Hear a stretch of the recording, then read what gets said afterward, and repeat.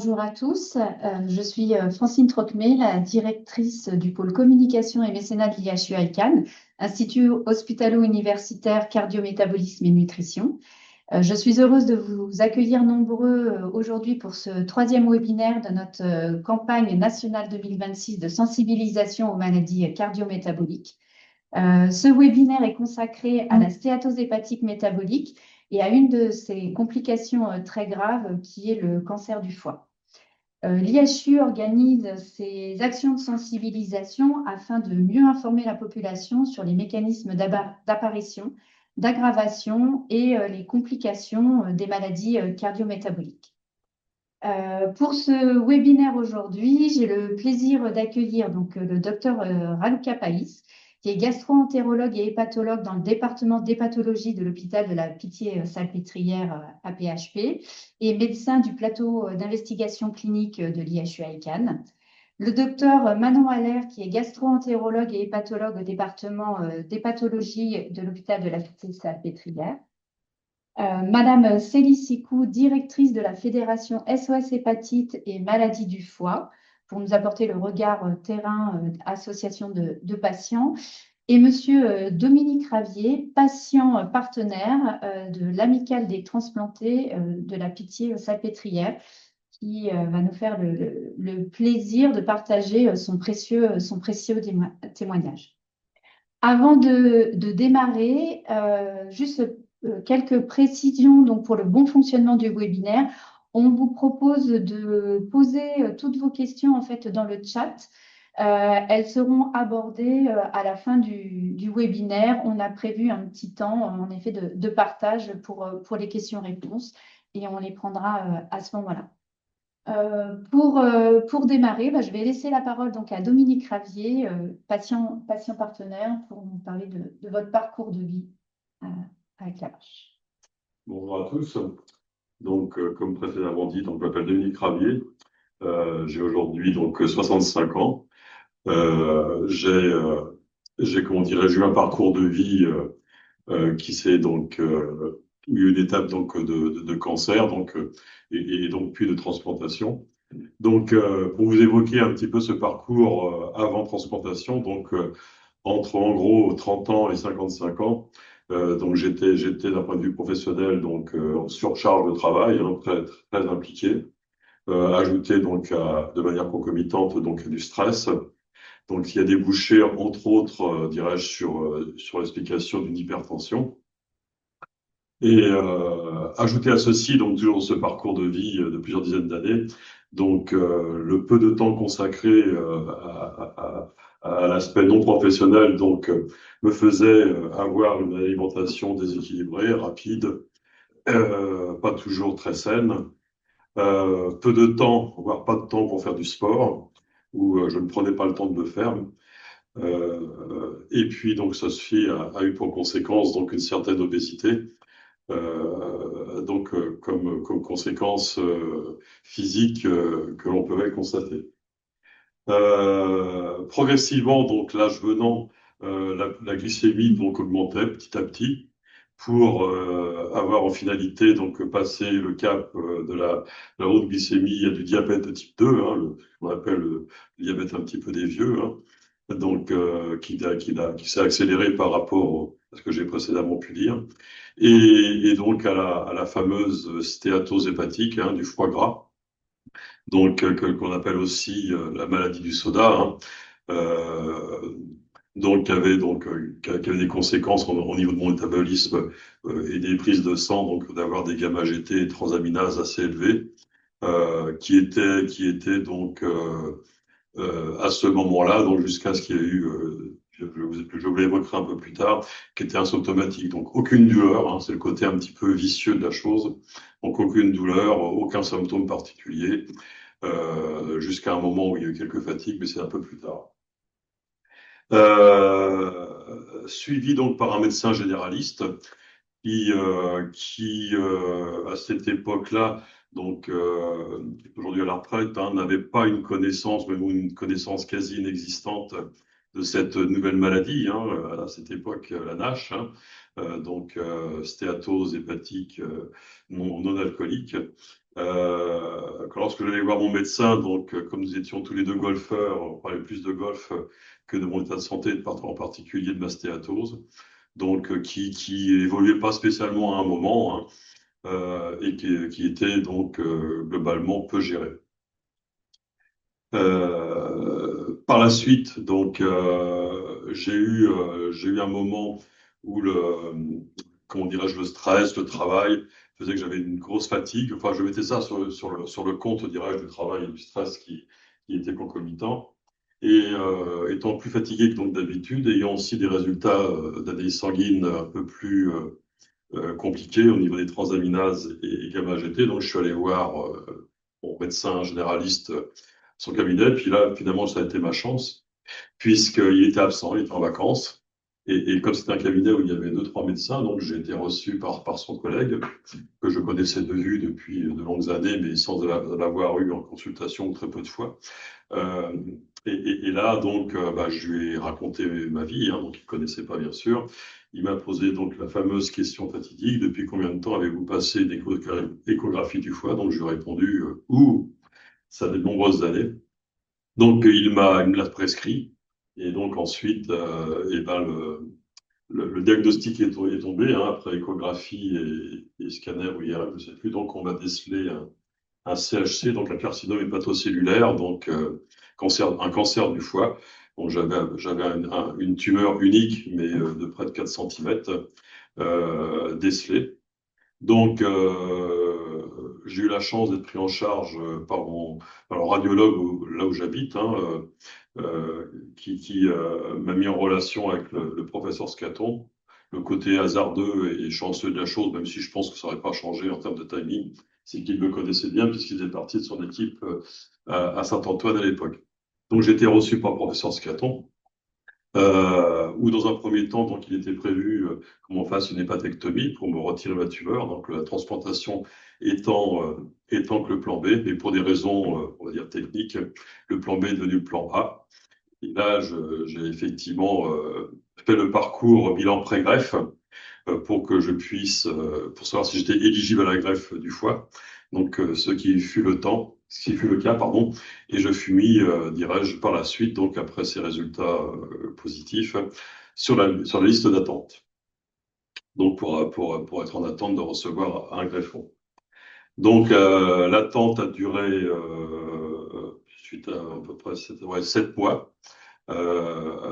Et donc, fameux 12 décembre 2017, j'ai été appelé donc par une coordinatrice, Ophélie, qui m'a appelé pour venir donc le plus rapidement possible à la salpêtrière, où là donc j'ai attendu quelques heures et enfin on m'a dit que le foie était de bonne qualité et que j'allais effectivement être opéré. Donc la greffe s'est passée donc la nuit du 12 au 13 décembre 2017. Ça fait maintenant un peu plus de 8 ans. Euh, donc aujourd'hui, je me porte très bien. Donc pas de particularité ou de soucis particuliers. J'ai pas eu de récidive non plus du cancer, hein, à signaler. Et pour pouvoir un petit peu redonner ce que j'avais reçu, hein, tout au long de ce parcours délicat, hein, et compliqué bien sûr, avec une amie, donc nous avons créé donc l'amicale des transplantés de la Salpêtrière, où chaque semaine nous accompagnons donc les patients donc en attente ou déjà greffés. Le matin, nous sommes en consultation. Lorsque les patients sont en consultation, nous allons les visiter. L'ensemble des bénévoles que nous sommes, donc nous déjeunons ensemble le midi, puis l'après-midi, nous visitons les patients aussi en attente ou déjà greffés, donc en chambre. Aujourd'hui, donc, nous sommes à peu près une centaine d'adhérents chaque année au niveau de l'amicale et une douzaine de bénévoles. Donc, nous visitons les patients donc à la fois, dirais bien sûr, en hépato, en greffe hépatique, en greffe rénale également, puis aussi en greffe cardiaque. Voilà. Donc, et puis donc une des parties de nos actions aussi, c'est bien sûr la promotion du don d'organes avec le fameux ruban vert, où d'ailleurs il y aura une manifestation sur le pont de l'Iéna, donc au mois de juin prochain. Je vous invite à y participer. Voilà. Merci pour votre attention. Merci beaucoup, Dominique. Donc, on voit déjà en fait un premier point très important qui est le suivi de la MASH et le diagnostic, donc le dépistage du cancer du foie. Je passe la parole maintenant au docteur Raluca Paris, donc pour nous expliquer un peu plus les processus de formation de la MASH et son déroulé jusqu'au cancer. Bonjour, donc je suis Dr. Raluca Paris, je suis hépatogastroentérologue spécialisée dans la prise en charge de pathologie métabolique stéatosique du foie. Donc, je vais reprendre un peu dans mon exposé ce que vous avez déjà entendu dans l'histoire de vie de M. Dominique Ravier. Donc, je vais commencer avec une question simple. Qu'est-ce que c'est en fait cette maladie stéatosique du foie qu'on appelle dans le terme anglais MASLD, donc Metabolic Associated Steatotic Liver Disease. Donc, pour expliquer simplement ce terme, donc c'est une accumulation de gras dans le foie en présence des facteurs de risque métabolique, en particulier le diabète de type 2 et l'obésité. Alors, il faut savoir que cette stéatose métabolique du foie fait partie d'un spectre beaucoup plus large des maladies stéatosiques qui couvrent non uniquement cette pathologie liée à des facteurs de risque métabolique sans autre cause identifiée, et notamment sans consommation excessive d'alcool. Donc, dans ce spectre de maladies stéatosiques, on a aussi une maladie mixte, alcoolique et métabolique, où on a une consommation d'alcool qui dépasse les seuils pour la stéatose métabolique pure, donc de 21 grammes par jour pour les femmes et pour les hommes respectivement, mais qui n'arrive pas à une consommation excessive qui peut rentrer dans le spectre des maladies alcooliques du foie. Et c'est important de définir cette entité qui n'était pas définie auparavant et les malades étaient classés un peu arbitrairement soit dans la catégorie de stéatopathie métabolique, soit dans la catégorie de maladie alcoolique du foie, puisqu'en fait, ça reflète plus la vie réelle et la réalité auquel on est confronté. Avec une consommation d'alcool qui est souvent sous-déclarée, qui est conviviale et qui n'est pas considérée comme pathologique. Et bien sûr, on a aussi des causes secondaires de stéatose qu'on doit éliminer. Donc, la consommation d'alcool, j'avais mentionné déjà, mais d'autres causes également, le virus de l'hépatite C, diverses pathologies endocriniennes, la grossesse, les toxines environnementales, et il y a bien sûr aussi des médicaments qui peuvent donner une stéatose. Une autre question importante, c'est est-ce que la stéatose est une maladie fréquente? La réponse est oui. Donc, nous sommes actuellement devant des chiffres de prévalence de 32% au niveau mondial, avec des variations géographiques qui sont assez larges en fonction des habitudes alimentaires, mais également des méthodes de dépistage et de diagnostic employées. Et il est estimé que la prévalence va atteindre 55% en 2040. Il faut aussi savoir qu'il y a certaines catégories qui sont plus touchées. Par exemple, la prévalence chez les personnes diabétiques, la prévalence de la stéatose peut arriver jusqu'à 68%, et chez les patients obèses, plus de 75%. Très important, c'est cette catégorie-là, donc les enfants et les adolescents. Donc, il y a parallèlement avec une prévalence qui est en augmentation de l'obésité chez l'enfant et adolescent, on a une augmentation aussi de la stéatose, moins acceptée, moins recherchée chez cette catégorie de patients. Et on attend quand même 15 à 20% de stéatose dans la population pédiatrique. Et je pense que c'est un vrai signal d'alarme, et vous allez voir pourquoi dans l'histoire naturelle de la maladie. Où nous en sommes en France? En France, on est à une prévalence d'à peu près 18%, mais c'est une étude qui date de 2020 déjà. Et vous observez bien que chez les patients qui ont des facteurs de risque métabolique, donc les patients obèses diabétiques, la prévalence en fait augmente à 90%. Et les patients, plus de 90% chez les patients qui ont plusieurs facteurs de risque.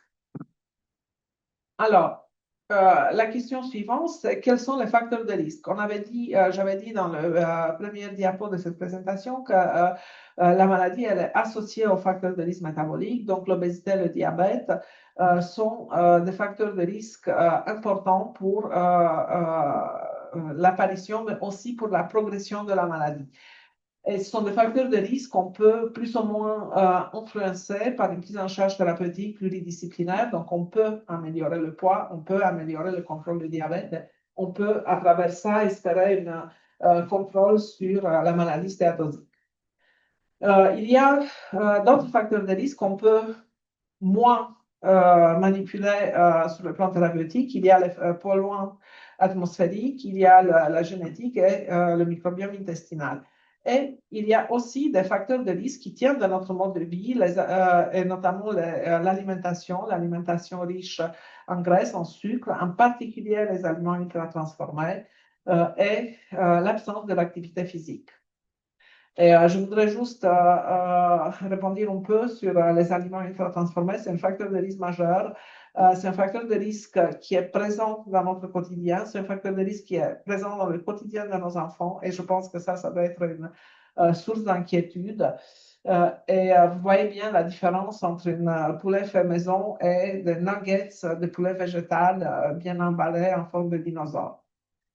Et il faut savoir que 70% des apports caloriques des enfants aux États-Unis provient en fait des aliments ultra-transformés. C'est plus qu'inquiétant et que ces aliments ultra-transformés sont responsables à la fin des pathologies chroniques comme l'obésité, la résistance à l'insuline, la dyslipidémie, l'hypertension, etc. Et il faut aussi savoir qu'il y a une augmentation en fait des ventes et de consommation des aliments ultra-transformés dans les dernières années. Là, ce graphique est pour le pays de l'Europe de l'Est, Ouest, pardon. Et vous voyez, c'est pas surprenant vu les géants industriels et la publicité qui est faite autour. Et en fait, il faut savoir que ces aliments sont en fait conçus pour renforcer le plaisir, accélérer l'apport des ingrédients additifs, favorisant une consommation qui devient compulsive et qui perturbe la régulation de l'appétit. En fait, ça doit être considéré une addiction similaire à celle du tabac. Maintenant, en ce qui concerne l'histoire naturelle de la maladie, il y a plusieurs questions qu'on peut se poser. Une des questions, c'est est-ce que c'est une maladie qui est potentiellement sévère? La réponse, c'est oui, ça peut être une maladie potentiellement sévère, mais c'est une maladie qui progresse lentement. Donc, en fait, pour arriver d'une stéatose à une maladie hépatique significative, donc avec une fibrose significative au stade de cirrhose et ses complications, parfois ça peut prendre 30 à 35 ans. Donc, c'est une évolution qui est très lente. Une autre question qui est importante, c'est est-ce que la maladie peut être réversible? La réponse, c'est oui, et surtout dans le stade initial et avant d'arriver dans le stade de cirrhose. Une autre question importante, c'est est-ce que tous les malades vont arriver à ce stade de maladie sévère? La réponse est non. Pour la plupart, vont rester avec probablement une stéatose, une fibrose modérée F0, F1, F2. Donc, ce n'est pas tous les malades qui vont évoluer une fois qu'ils ont une stéatose, qui vont arriver dans le stade de cirrhose. Et je pense que ça, c'est un message important à passer, puisque je pense que au vu de la publicité qui est faite autour de cette maladie, il y a beaucoup de finalement faux messages et d'inquiétudes qui est propagé par rapport à ça. Ça ne veut pas dire qu'il ne faut pas la prendre en charge, mais il ne faut pas penser que tout patient atteint d'une stéatose va développer une cirrhose. Et de ce fait, il n'y a pas d'indication de réaliser un dépistage dans la population générale sans facteur de risque. Maintenant, quelles sont les complications de la maladie? Et pour parler des complications de la maladie, en fait, il faut qu'on se concentre à l'organe qui est atteint, donc le foie. Donc, on aura des complications hépatiques, notamment la cirrhose décompensée, le cancer du foie pouvant arriver jusqu'à la transplantation hépatique. Et D'autre part, il faut qu'on y pense que cette maladie, elle est au centre de syndrome métabolique, elle est liée aux facteurs de risque métabolique, donc probablement il y a des complications extra-hépatiques qui sont attachées à cette pathologie. En ce qui concerne les complications hépatiques, pour des raisons de temps, on n'a pas le temps de tout passer en revue. Ce qu'il faut retenir, c'est que actuellement, c'est la deuxième cause de transplantation hépatique en Europe et aux États-Unis, et que la transplantation hépatique, c'est pas une solution toujours, puisque la maladie peut récidiver après la greffe, puisque finalement, les facteurs de risque pour l'apparition de la maladie, donc l'obésité, le diabète, si on l'a été avant la greffe, on l'est après la greffe, donc nous sommes toujours à risque de développer une stéatose si on ne fait pas attention à notre mode de vie et aux facteurs de risque. Effectivement, ça c'est une étude française qui montre qu'après la transplantation hépatique, il y a une majorité des patients qui développent une stéatose, 85%, 60% qui développent une stéatohépatite et à peu près 48% qui vont développer une fibrose significative, F2 ou plus, à 5 ans de la greffe. Comme je disais, il faut qu'on un regard d'ensemble sur notre patient. Ne pensez pas uniquement au foie comme organe cible, mais pensez à tout le contexte cardiométabolique qui entoure cette maladie et donc au risque de maladies cardiovasculaires, de diabète de type 2, de maladies rénales chroniques ou des autres cancers. Effectivement, la maladie cardiovasculaire, c'est parmi la première cause de décès chez les patients atteints d'une stéatose métabolique qui ne sont pas cirrhotiques. Et on a tout le spectre d'attente cardiovasculaire qui peut être vu chez les patients avec une stéatose, donc une maladie sclérotique, coronaire, carotide, insuffisance cardiaque, etc. De ce fait, il y a besoin d'une prise en charge multidisciplinaire. Il y a besoin d'une prise en charge qui est d'un regard d'ensemble de patients. C'est ce que nous, on essaye de faire à l'hôpital Pitié-Salpêtrière avec le support de l'IHU-ICAN, d'offrir un circuit pluridisciplinaire chez nos patients atteints d'une stéatose avec une évaluation du risque cardiovasculaire et des facteurs de risque en plus de l'attente hépatique. Et un autre point, je pense que l'éducation thérapeutique a un rôle majeur parce qu'une fois qu'on a compris quels sont les facteurs de risque et à quoi c'est dû notre maladie, je pense qu'on agit mieux pour contrôler ces facteurs de risque. Je vais finir avec ce diapo avec notre équipe de parcours stéatose métabolique et je veux profiter aussi pour faire savoir qu'on a un programme de dépistage précoce de la stéatose chez les sujets qui sont considérés à risque, donc diabétiques, obèses, avec hypertension artérielle ou syndrome métabolique. Je vous remercie. Merci, docteur Païs. Je passe donc la parole au docteur Manon Haller qui va nous parler donc de la progression justement de la MASH vers le cancer du foie, donc qui est une des complications graves comme nous l'a indiqué le docteur Païs, et donc elle va aborder aussi toutes les questions de dépistage. Bonjour à tous. Donc effectivement, je m'appelle Manon Haller. Moi, je suis hépato-oncologue dans le service d'hépato-gastro à la Pitié-Salpêtrière et je prends en charge dans le service donc les patients qui présentent des tumeurs primitives du foie.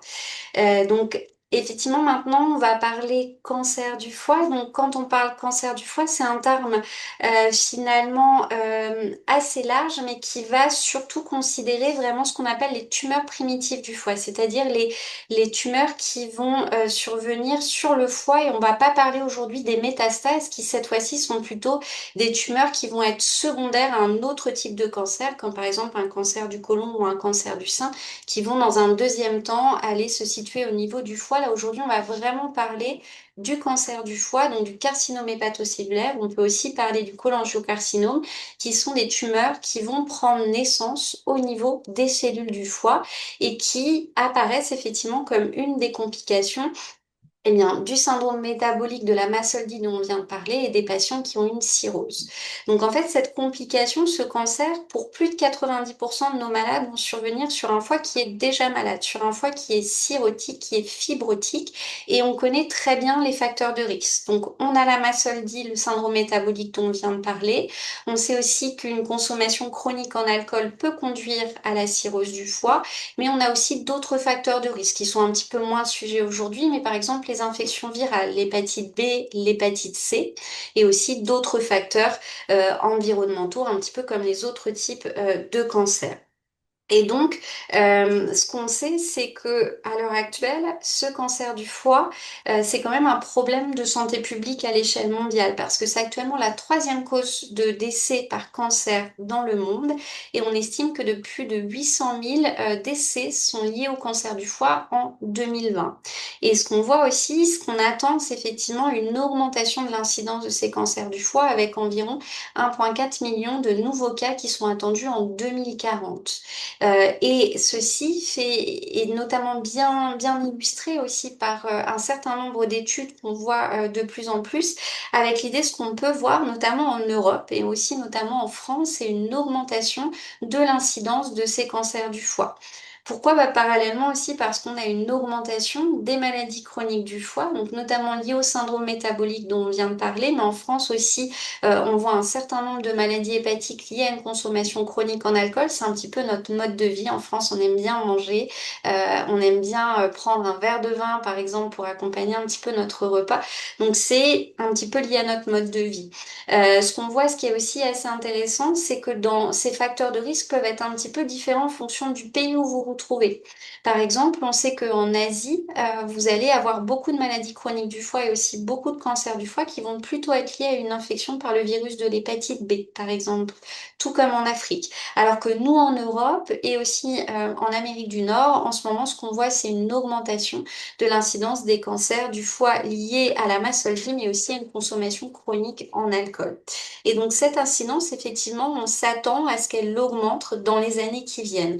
Et donc, ce qui est assez intéressant, c'est que comme on connaît ces facteurs de risque, un certain nombre de mesures ont pu être mises en place, notamment dans certains pays, comme quand on pense à l'hépatite B, on sait maintenant que la vaccination contre l'hépatite B est obligatoire dans certains pays, c'est aussi le cas en France, et ça c'est vraiment une chose vraiment importante et une vraie évolution qui a été mise en place par nos politiques, parce qu'on a beaucoup de données qui montrent que eh bien, cette vaccination contre l'hépatite B a permis de diminuer la survenue de cirrhose du foie, mais aussi de cancer du foie avec des données qui sont vraiment importantes en Asie.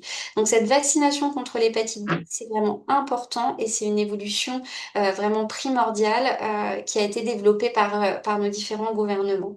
Ce qu'on voit, c'est la petite courbe en grise aussi, c'est une diminution des cancers du foie qui sont liés à l'hépatite C.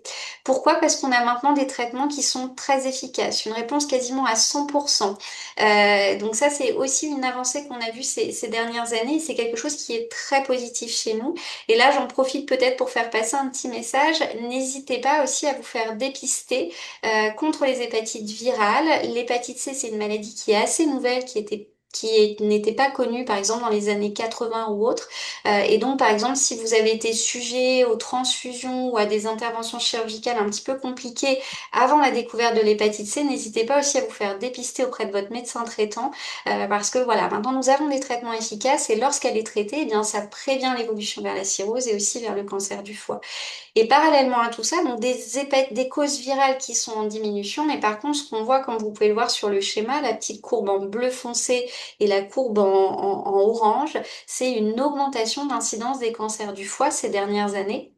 liées à la masse seule, liées au syndrome métabolique dont on parle aujourd'hui, mais aussi liées à l'alcool. Et cette évolution, on s'attend à ce qu'elle continue à augmenter, et c'est pour ça qu'on parle de plus en plus de ces maladies liées au syndrome métabolique et à l'alcool, pour qu'on essaie un petit peu d'améliorer ces courbes de prédiction que vous pouvez voir sur le diapositive. Et donc, comment faire? Comment faire? Donc, comme on l'a dit tout à l'heure, on a bien identifié des facteurs de risque qui conduisent à l'évolution vers la cirrhose et au cancer du foie, au carcinome hépatocellulaire notamment. Des mesures simples. La vaccination contre l'hépatite B, on en a parlé précédemment, elle est vraiment importante. Le dépistage pour notamment l'hépatite B et l'hépatite C, parce qu'on a des traitements par comprimés qui sont efficaces et qui nous permettent de contrôler la maladie. Là aussi, c'est important. L'alcool, il faut en avoir conscience, il faut en avoir notion. Et là aussi, l'idée, c'est de modifier un petit peu nos habitudes, notamment lorsqu'on présente d'autres facteurs de risque, et aussi une prise en charge du syndrome métabolique, comme vient de vous l'exposer le docteur Païs. Ça, c'est vraiment intéressant. Et aussi, ce qu'il faut avoir en tête, c'est que quand on présente une cirrhose du foie et un cancer du foie, en fait, souvent, on n'a pas juste un facteur de risque. Malheureusement, une grande partie de nos patients présentent plusieurs facteurs de risque. On peut par exemple avoir une infection par l'hépatite B et consommer de façon chronique de l'alcool. On peut avoir une infection par le virus de l'hépatite C et présenter un syndrome métabolique en même temps. Et on sait que le fait d'avoir plusieurs facteurs de risque aussi qui s'accumulent peut, on va dire, accélérer un petit peu l'évolution de la maladie vers la cirrhose et aussi vers le cancer du foie. Donc cette notion de prévention primaire, elle est vraiment importante et c'est pour ça que eh bien, on vous propose aussi ce webinaire aujourd'hui et qu'on essaie d'informer de plus en plus la population sur ces complications potentielles et notamment le syndrome métabolique. Ensuite, dans le cadre du cancer du foie, on a une notion qui est vraiment importante, c'est le dépistage. Le dépistage, vous le connaissez, notamment pour le cancer colorectal avec le test des selles ou encore la mammographie pour le cancer du sein. Eh bien, il faut savoir que nous, pour le cancer du foie, on a aussi un programme de dépistage lorsqu'on est un patient à risque. Par patient à risque, on va faire simple.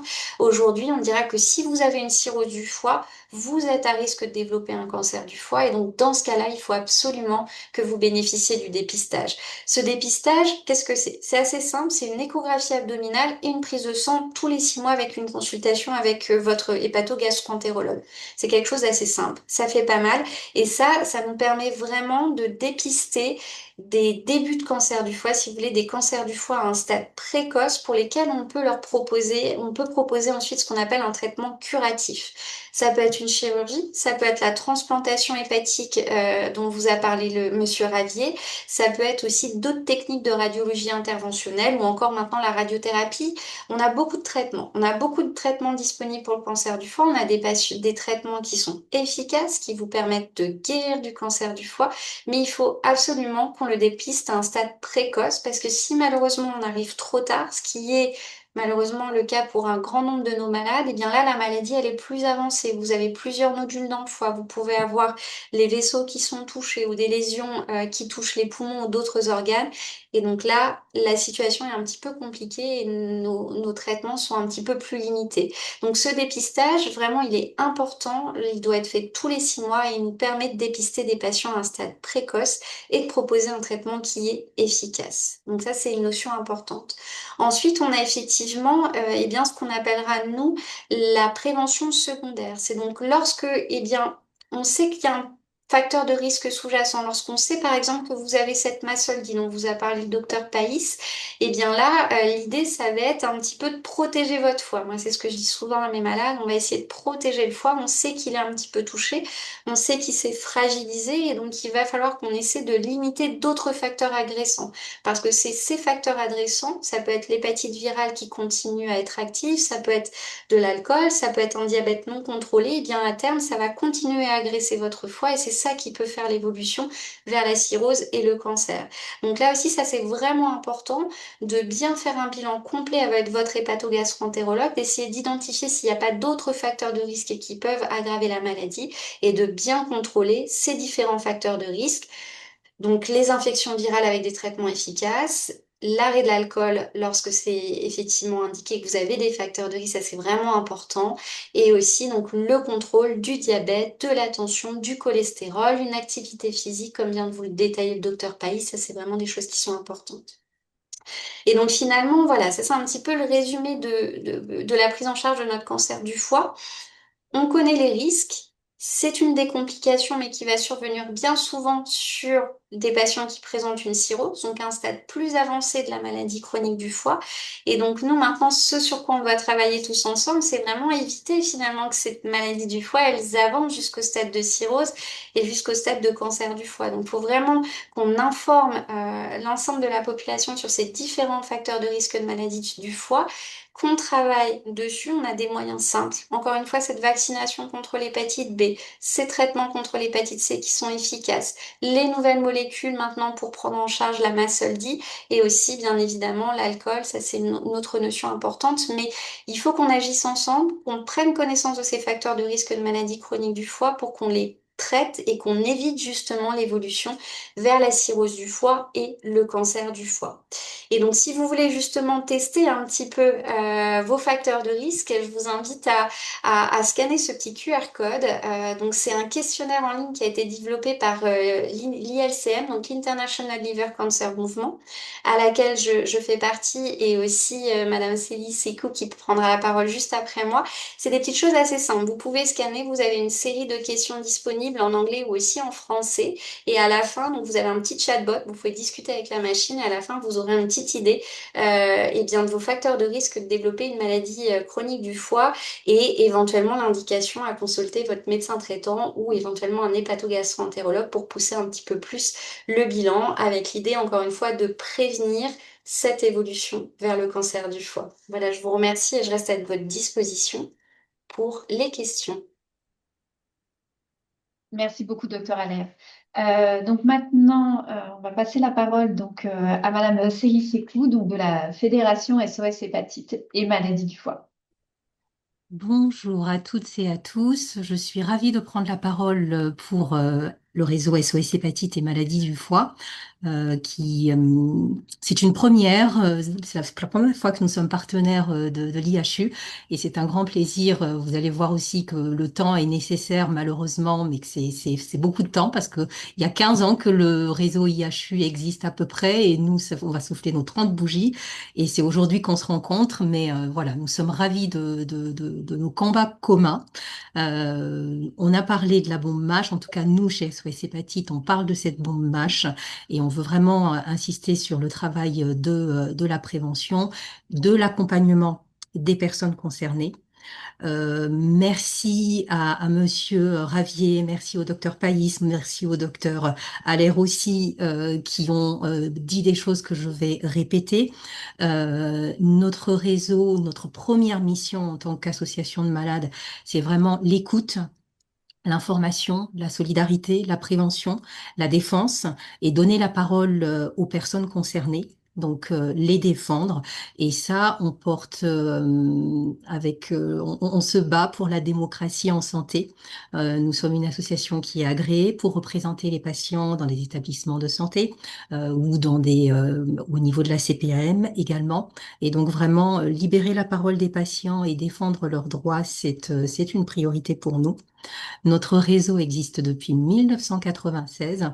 Je n'avais pas l'intention de parler beaucoup des hépatites virales, juste de dire que voilà, nous sommes historiquement, nous venons du monde des hépatites virales et avec la réalité des maladies du foie et nos bénévoles et les personnes qui nous appellent concernées par les agresseurs qu'on va revoir et dont les docteurs Païs et Allaire ont parlé, nous avons commencé à la fin des années 2000 à travailler sur la stéatose hépatique métabolique et l'hépatite métabolique.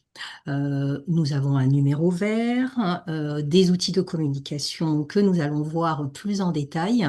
Au niveau de la démocratie en santé, nous sommes également membres de France Asso Santé. Historiquement, c'était le collectif d'associations de patients de santé. Donc vraiment, les mots à retenir en tant qu'association de patients, c'est notre conviction, le premier droit des patients et des usagers du système de santé, c'est le droit à l'information et le droit de s'exprimer, de porter leur parole. Les personnes qui nous appellent qui ont une stéatose ou une hépatite métabolique, ils nous appellent, ils sont perdus, avec des médecins généralistes qui leur proposent un régime. Ils sont désorientés. Ils nous parlent aussi de leur MASH. Par rapport à notre expérience, ils souhaitent un partage d'expérience.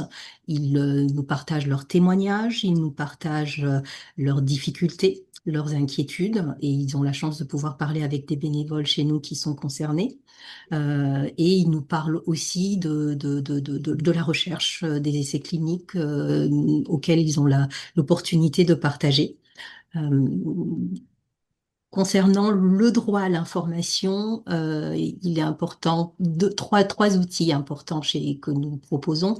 Depuis 2021, nous avons une MASH Letter qui est mensuelle. En 2023, nous avons fait un guide, un question-réponse sur la MASH. Alors historiquement, c'était un travail qui était mené avec des professionnels de santé. Et donc là, la satisfaction que nous avons eue, c'était de rassembler toutes les questions que les malades, les patients nous posent et d'écrire ce guide. La version que vous voyez à l'écran, donc 134 questions-réponses, c'est la dernière édition qui date de 2025. Et en 2023 également, nous avons lancé un défi qui s'appelle Joints sans sucre ajouté. Alors, l'historique de ce défi me tient beaucoup à cœur parce que ce sont des personnes qui nous appellent et qui nous disent, en particulier à l'approche de l'été, je ne peux plus, je refuse d'aller à des pique-niques, expliquer que je ne dois pas boire d'alcool, que je dois faire attention à ma consommation de sucre ajouté, c'est compliqué, je préfère m'isoler. Euh, voilà, l'isolement pour nous, pour une association de patients, ce n'est pas du tout entendable. Et donc, inspiré du défi de janvier sans alcool, nous avons lancé ce défi Joint sans sucre ajouté. Et cette année 2026, ce sera la 4e édition. Et c'est un défi que vous pouvez, il y a un site internet dédié, vous pouvez regarder et nous rejoindre.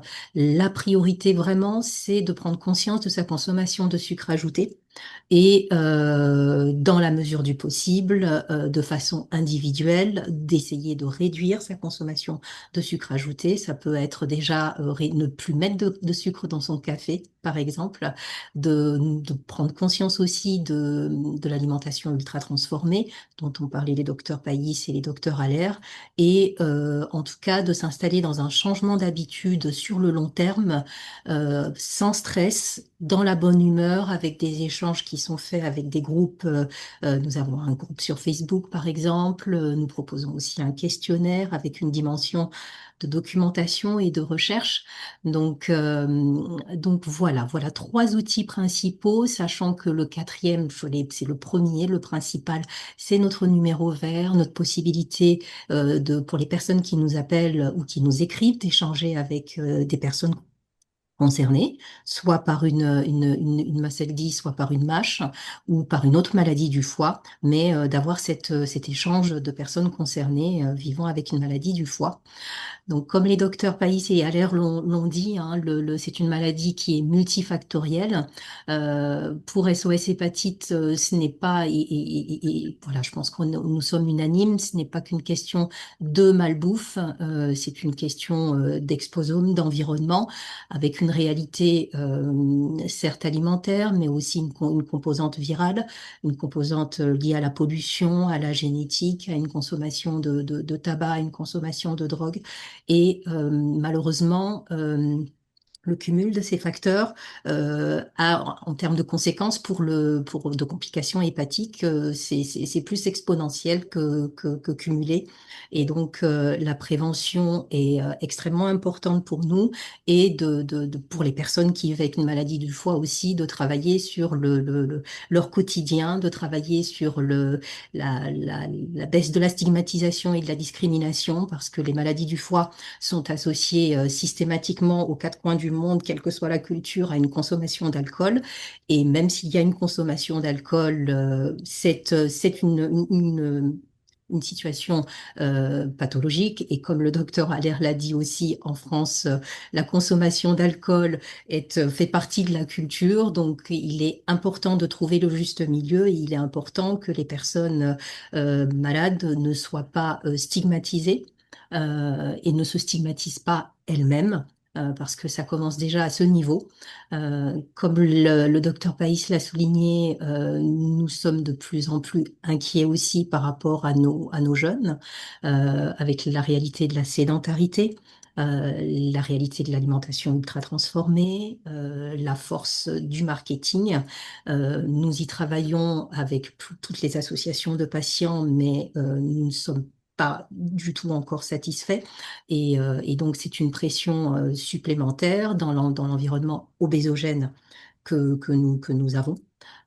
Et donc, avec des chiffres concernant l'obésité chez les enfants et chez les adolescents qui sont multipliés par 10 en 20 ans, et c'est absolument catastrophique. Et voilà, notre souhait, c'est que la prévention, de s'occuper des patients qui sont dans une situation grave, mais de travailler aussi fortement sur la prévention parce que l'avenir ne s'annonce pas, c'est pas simple du tout et c'est souhaitable pour personne, que ce soit à l'échelle individuelle ou collective. Et un sujet aussi principal pour nous sur la réalité de la MASLD, sans même aborder la MASH, hein, comme les docteurs Paller et Allaire l'ont dit, c'est cette réalité des maladies cardio-métaboliques. Il faut savoir que la MASLD reste largement négligée dans les recommandations de prévention et qu'elle est tout simplement une pièce manquante de la prévention des maladies cardio-métaboliques. Et donc, c'est un combat prioritaire pour notre réseau. Malgré voilà, et donc les chiffres en tout cas sont là, les spécialistes sont unanimes, il faut que le plus tôt possible la maladie du foie gras rentre dans la prévention des maladies cardio-métaboliques. Et donc, pour nous, en termes de communication, c'est une communication que nous faisons depuis ces dernières années, agir le plus vite possible pour désamorcer la bombe, mais du coup, c'est MASLD et MASH, et c'est maintenant, c'est l'urgence du moment, avec une mobilisation qui a besoin d'être multidisciplinaire, et je pense qu'on vous a tous convaincus avec toutes nos interventions, pour favoriser la prise de conscience, pour développer la prévention et dépister les patients les plus gravement atteints. Et voilà. Voilà, c'est la dernière diapositive. Donc, avec notre site internet SOS Hépatite et le site internet du défi Joint sans sucre ajouté, auquel je vous invite encore à participer parce que c'est une grande satisfaction. Il rassemble des personnes non concernées par des maladies du foie, des personnes concernées par toutes les maladies cardio-métaboliques, dont la MASLD, la MASH. Voilà. Merci Merci pour beaucoup. votre attention. Merci beaucoup, Madame Sécou. Donc, on a pu là aborder un certain nombre de points et en effet, c'est important de pouvoir communiquer sur la MASH, la stéatose hépatique métabolique, parce que c'est, comme le disait très bien Madame Sécou, c'est une maladie très fréquente, mais malheureusement qui a un déficit d'information et donc de prévention.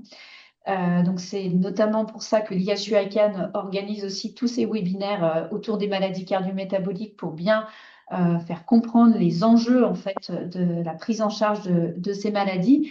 Je vous propose donc qu'on commence à prendre les questions. On a eu un certain nombre de questions en effet dans le chat. Alors, il y avait une première question alors, qui s'adresse à vous, Dominique, mais je pense aussi à vous, docteur Allaire. Concernant les traitements anti-rejet, puisqu'il y a une question, en fait, je pense qui est plus sur la durée des traitements anti-rejet, parce que vous donnez toujours un traitement après votre greffe du foie. Oui, effectivement, je prends un traitement quotidien, 2 traitements quotidiens anti-rejet, et ces traitements, je les aurai jusqu'à mon dernier souffle. Si docteur Païs ou docteur Allaire, vous voulez ajouter quelque chose sur les traitements anti-rejet? Non, effectivement, ce sont des traitements à prendre de façon chronique, mais peut-être, Monsieur Ravier, comment ça se passe, ce traitement? Est-ce qu'il y a beaucoup d'effets secondaires? Est-ce qu'il est difficile? Est-ce qu'il y a des prises de sang régulières? Comment ça se passe pour vous? Bah, effectivement, donc nous sommes assujettis à avoir une dose adéquate, donc ce qui nécessite des prises de sang. Alors, après, elles sont plus fréquentes juste après la transplantation. Moi, après 8 ans, j'ai des prises de sang, d'ailleurs pour tout ce qui correspond à mes comorbidités tous les 3 mois.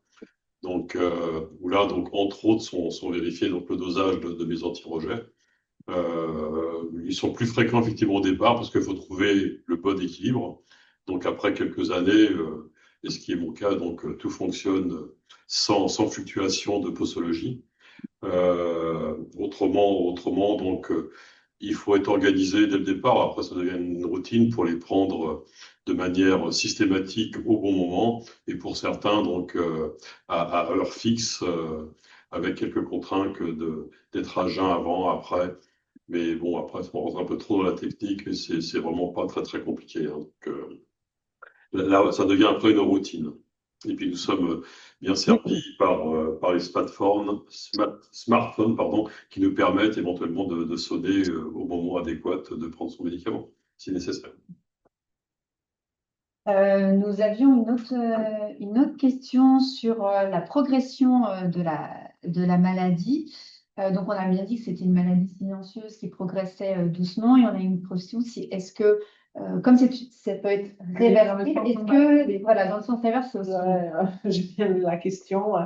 Oui, effectivement, c'est une maladie qui peut être réversible. Maintenant, ça dépend de quel stade de la maladie on parle. Donc, s'il s'agit d'une simple stéatose, donc ça peut être rapidement progressif ou régressif en fonction de l'évolution des facteurs de risque, et en particulier de la prise ou de la perte de poids. Donc, une perte de poids de 5 à 7%, ça suffit pour faire régresser une stéatose. En revanche, si on parle d'une atteinte hépatique plus significative, donc d'une fibrose hépatique dans une stade avancé, donc stade 3 ou 4, à ce moment-là, la régression elle est plus difficile et ça peut prendre plus de temps. Et d'ailleurs, un peu plus loin, on avait une question sur comment étaient déterminés les différents stades de fibrose, F0, F1, F1. Alors, je pense que ce qui est important, c'est pas forcément d'avoir une détermination de stade de fibrose F0, F1, F2, F3, mais de faire la séparation, la distinction entre ce qui est fibrose significatif, oui ou non. Il y a plusieurs méthodes pour évaluer le stade de fibrose. Donc, on a bien sûr les méthodes non invasives, on a des méthodes d'imagerie. La plus connue et validée et la plus accessible, c'est le FibroScan, donc mesure de l'élasticité hépatique par fibroscan. Après, il y a des méthodes un peu plus sophistiquées comme l'élasto-IRM. Il y a aussi des marqueurs sériques qui peuvent déterminer le stade de fibrose. Sont un peu plus difficiles à réaliser pour les marqueurs qui sont plus performants comme le test ELF ou Fibrotest, c'est souvent pas remboursé. Bien sûr, on a la biopsie hépatique, mais qui est de moins en moins pratiquée dans les soins courants et qui est retenue dans des cas particuliers et pour des raisons particulières dans les centres experts. Donc ça, c'est pour la fibrose. Et pour la stéatose, on a des méthodes semi-quantitatives. Il y a le fibroscan, il y a l'IRM aussi, où on mesure plus arbitraire qui est l'échographie hépatique et qui peut nous dire oui, il y a une stéatose ou non, il n'y a pas de stéatose. Merci beaucoup. Une autre question sur un lien potentiel entre la stéatose hépatique de niveau 1 et des infections dentaires. Aucun lien a priori ce type En d'infection. revanche, j'ai vu une question sur la transformation de sucre en alcool. Donc, Oui, ça existe, le syndrome d'autobrasserie, c'est lié notamment à notre microbiote intestinal qui peut produire de l'alcool endogène, donc sans qu'on ait un apport exogène d'alcool et qui peut provoquer des lésions de stéatose alcoolique, du coup, du foie. Mais c'est une entité qui est très rare. Et merci. Alors peut-être une question là, en effet, pour vous deux, docteur Paillis et docteur Allaire, sur les traitements innovants qui arrivent sur le marché. Donc là, la question, en fait, ça peut être aussi pour les traitements innovants, en effet, pour la MASH, mais aussi dans le cadre du cancer du foie. Oui, donc pour la stéatose, pour la MASH, donc oui, effectivement, il y a le resmetirom. Son nom commercial est Resdifra. C'est un inhibiteur sélectif des récepteurs de la thyroïde. On l'a actuellement en France, en autorisation temporaire d'utilisation, donc en ATU, est réservé au centre hospitalier et réservé pour les patients qui ont une fibrose de stade 3 pour le moment. En attendant, bien sûr, la négociation de prix et que le produit soit disponible plus large dans les pharmacies. Donc, et après, effectivement, il y a une autre option qui est la semaglutide, le Wegovy, qui n'a pas l'AMM pour la MASH, mais qui a l'AMM pour l'obésité à la même dose, mais sans remboursement. D'ailleurs, on a une question aussi sur l'efficacité des inhibiteurs de GLP-1 pour perdre de la masse graisseuse. Alors, oui, donc c'est sûr que les récepteurs de GLP, notamment la semaglutide, qui est la plus connue, il y a aussi la tirzépatide, qui est une double analogue GLP-1 GIP, donc peptide gastro-intestinal. Donc oui, ils sont très efficaces pour la perte de poids, avec une perte de poids qui peut varier entre 10 et 15% de son poids de départ. Il faut savoir, en revanche, que sans faire aucun effort à côté, donc sans poursuivre le minimum de règles hygiéno-diététiques et en particulier une activité physique régulière, cela ne suffit pas puisqu'on perd de la masse grasse, mais on va perdre aussi des masses musculaires. Et à l'arrêt de traitement, on va reprendre de la masse grasse. Donc, on va rentrer dans un cercle vicieux qui est l'obésité sarcopénique qui est très délétère sur le plan métabolique. Mais oui, plus correctement, avec une prescription médicale, avec une prise en charge adéquate en ce qui concerne l'activité physique, le régime, oui, c'est efficace, notamment pour la régression de la stéatose et probablement un effet indirect pour la régression de la fibrose. Merci, docteur Paous.